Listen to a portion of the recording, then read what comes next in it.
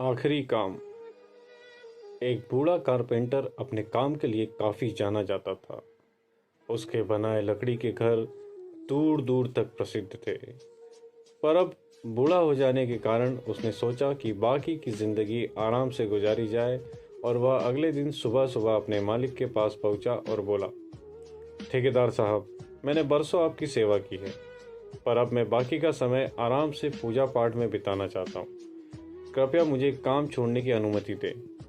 ठेकेदार कारपेंटर को बहुत मानता था, इसलिए उसे यह सुनकर थोड़ा दुख हुआ, पर वो कारपेंटर को निराश नहीं करना चाहता था। उसने कहा, आप यहाँ के सबसे अनुभवी व्यक्ति हैं। आपकी कमी यहाँ कोई नहीं पूरी कर पाएगा, लेकिन मैं आपसे निवेदन करता हूँ कि जाने से पहले एक आखिरी काम करते जाइए। जी, क्या काम करना है? कारपेंटर ने पूछा। मैं चाहता हूँ आप जाते जाते हमारे लिए एक और लकड़ी का घर तैयार कर दीजिए। ठेकेदार घर बनाने के लिए ज़रूरी पैसे देते हुए बोला। कारपेंटर इस काम के लिए तैयार हो गया। उसने अगले दिन से ही घर बनाना शुरू कर दिया, पर यह जानकर कि यह उसका आखिरी काम है और इसके बाद उसे और कुछ नहीं करना होगा, वह थोड़ा ढीला पड़ गया।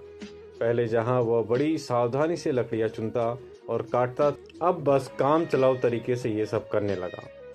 कुछ एक हफ्तों में घर तैयार हो गया और वो ठेकेदार के पास पहुंचा।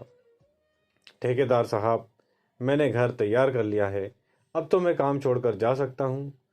ठेकेदार बोला, हाँ, आप बिल्कुल जा सकते हैं, लेकिन अब आपको अपने पुराने छोटे से घर में जाने की ज़रूरत नहीं है, क्योंकि इस बार जो घर आपने बनाया है वह आपकी बरसों की मेहनत का इनाम है। जाइए, अपने परिवार के साथ उसमें खुशहाली से रहिए। कारपेंटर यह सुनकर स्तब्ध रह गया। वह मन ही मन सोचने लगा, कहाँ मैंने दूसरों के लिए एक से बढ़कर एक घर बनाए और अपने घर को ही इतने घटिया तरीके से बना बैठा। काश मैंने ये घर भी बाकी घरों की तरह ही बनाया होता।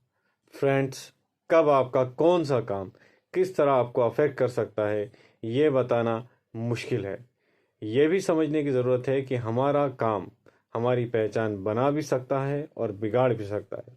इसलिए हमारी कोशिश होनी चाहिए कि हम हर एक काम अपनी बेस्ट ऑफ एबिलिटीज़ के साथ करें, फिर चाहे वह हमारा आखिरी काम ही क्यों ना हो।